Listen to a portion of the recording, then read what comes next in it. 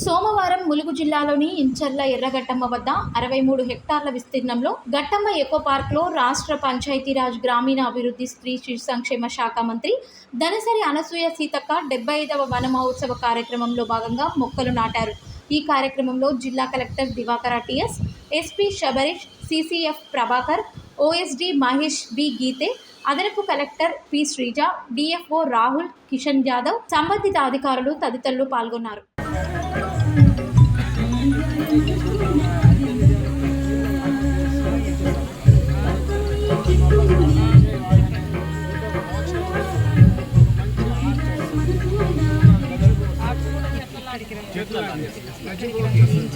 Environmental education centre అని ఒక museum ఒకటి పెట్టుకోవాలి.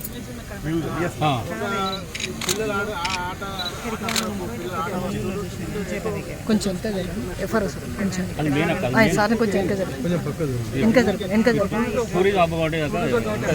పిల్లలు ఆడుకుందనుకుంటే ఆగుతారు, ఆగిపోతారు.